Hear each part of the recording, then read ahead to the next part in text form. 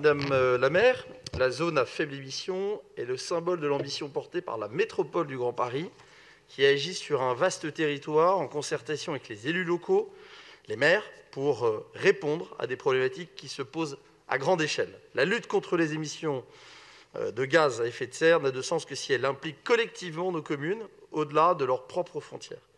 Des mesures différenciées en matière de circulation dans chaque ville n'auraient aucun sens et seraient d'ailleurs totalement contre-productives. La lutte contre le réchauffement climatique est donc une formidable opportunité que nous avons pour nous rassembler sous l'égide de la métropole du Grand Paris, dont l'action se veut incitative et pédagogique pour une meilleure adhésion. La deuxième étape donc, de cette ZFE, sur laquelle nous nous engageons par le biais de cette délibération, est d'ailleurs sollicitée, mais surtout approuvée par 77% des franciliens concernés par cette mesure. La ZFE a été pensée pour encourager la circulation des véhicules plus propres, les plus propres, afin de limiter les émissions de polluants atmosphériques qui causent près de 6600 décès chaque année dans le seul périmètre de la métropole du Grand Paris. Donc à compter du 1er juin 2021, la circulation sera donc restreinte pour les véhicules critères 4 et 5 et non classés en semaine, de 8h à 20h,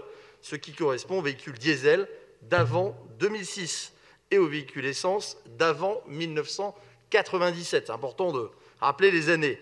Cette zone à faible émission n'a pas vocation à punir certains automobilistes, mais bien à inciter et à encourager le développement d'un parc plus propre et moins polluant. Depuis le 1er juillet 2019, il est possible pour un particulier de déposer un dossier unique de demande de subvention auprès de l'État, de la métropole du Grand Paris, qui permettent donc de bénéficier d'une aide allant jusqu'à 19 000 € pour l'achat d'un véhicule propre, neuf, qu'il soit hybride, électrique, hydrogène ou GNV, et jusqu'à 12 000 € pour l'achat d'un véhicule propre d'occasion.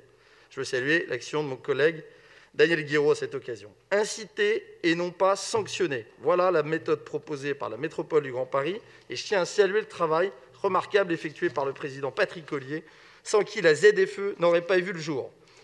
Cette nouvelle étape de la ZFE permettra de réduire les émissions de polluants à l'intérieur de la 86 en faisant diminuer de 50 000 le nombre de personnes exposées à des niveaux d'oxyde d'azote supérieurs à la valeur limite annuelle. Voilà pourquoi nous agissons aujourd'hui au niveau métropolitain dans la lutte contre le réchauffement climatique. Je vous remercie.